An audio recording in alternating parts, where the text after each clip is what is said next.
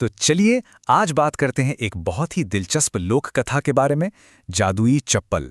सुनने में तो ये एक बच्चों की कहानी लगती है ना, पर इसके अंदर ना शक्ति और इंसान के मन से जुड़ा एक बहुत गहरा सबक छिपा है। ये कहानी हमें ले चलती है कासगंज नाम के एक छोटे से गांव में और हमारे सामने एक बहुत पुराना सवाल रखती है। सोचिए जरा, क्या होता है जब पावर यानी कि शक्ति गलत हाथों में पड़ जाए? क्या होता है जब किसी ऐसे इंसान को जिसे हमेशा दबाया गया हो अचानक से बेहिसाब ताकत मिल जाए? क्या वो हीरो बनता है या फिर जालिम? तो चलिए इस कहानी के सेंटर में चलते हैं और मिलते हैं हमारे हीरो, या कहें कहानी के मुख्य किरदार गबरू से। अब गबरू दिल का तो बहुत अच्छा इंसान है, लेकिन उसकी जिंदगी वो बस लगातार बेइज्जती और जुल्म से भरी हुई है। जरा सोचकर देखिए, गबरू की दुनिया कितनी छोटी और कह सकते हैं कितनी बेरहम थी। उसका कद छोटा था और बस यही उसकी सबसे बड़ी मुसीबत थी। गांव के लोग झींगा और राजू दिन रात उसका मजाक उड़ाते।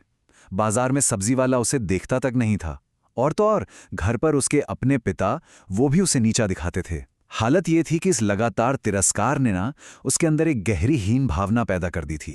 और उसके अकेलेपन की गहराई वो तो इस बात से पता चलती है, जब अपना ही परिवार किसी को बोझ समझने लगे ना, तो इंसान सच में अंदर से टूट जाता है।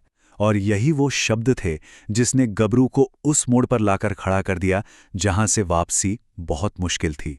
गबरू का यही दर्द, यही बेबसी उसे कहानी के एक बहुत अहम मोड़ पर ले आती है। एक ऐसा पॉइंट जहां वो तय कर लेता है कि बस अब और नहीं। और ठीक यहीं कहानी में एंट्री होती है जादू की। वो अपनी जिंदगी के सबसे अंधेरे पल में था, नदी किनारे खड़ा सब कुछ खत्म करने की सोच रहा था, और तभी एक जादुई जीव, एक बोलने वाला कछुआ उसकी पुकार सुन लेता है। वो कछुआ गबरू के दिल की अच्छाई को पहचान गया था। तो कछुआ उसे एक हल देता है, एक चमत्कारी हल, जादुई चप्पलें। लेकिन यहां एक बहुत बड़ी शर्त थी।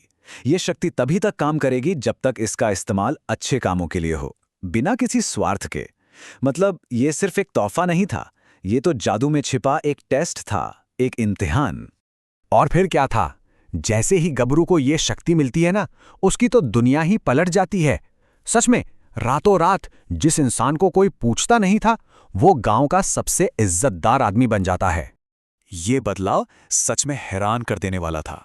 सोचिए, वही लोग जो कल तक उसे देखकर हंसते थे, वही सब्जी वाला, वही गांव वाले आज उसके सामने डर से कांप रहे हैं। पावर का असर कितनी जल्दी दिखता है ना? और यहीं हम उसके कैरेक्टर में पहली दरार देखते हैं।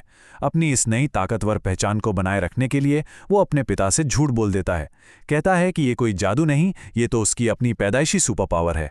लेकिन कहते हैं ना, पावर का नशा बहुत बुरा होता है।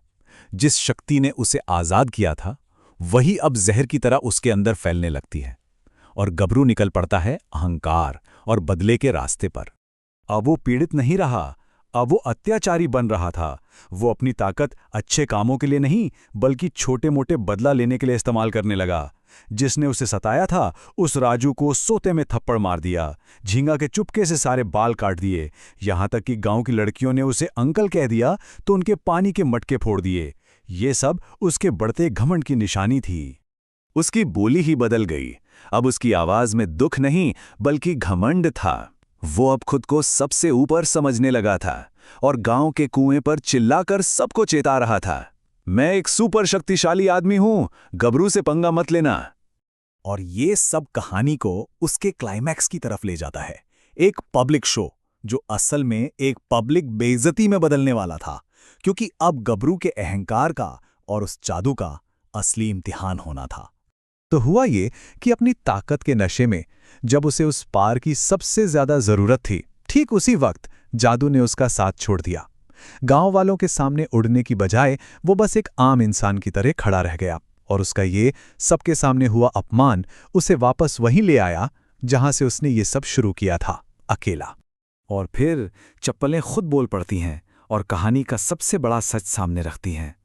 तुम्हारे मन में लालच आ गया, अब तुम में और उन लोगों में कोई फर्क नहीं रहा। मतलब साफ था, उसके अपने ही कामों ने उस जादू को खत्म कर दिया था। शक्ति चली गई, चप्पलें वापस कछुए के पास लौट गईं, और गबरू वो वहीं अकेला रह गया। अपने किए पर पछताने और अपने घमंड के अंजाम का सामना करने के लिए। तो आखिर में ये कहानी हमें एक बहुत पुरानी लेकिन हमेशा सच रहने वाली बात याद दिलाती है कि शक्ति एक परीक्षा है। असली ताकत इसमें नहीं है कि किसी के पास कितनी पावर है। असली ताकत तो इस बात में है कि वो उस पावर का इस्तेमाल कैसे करता है। और ये सवाल हम सब के लिए है कि अगर कभी हमें ऐसी शक्ति मिले तो हम उसका क्या करेंगे।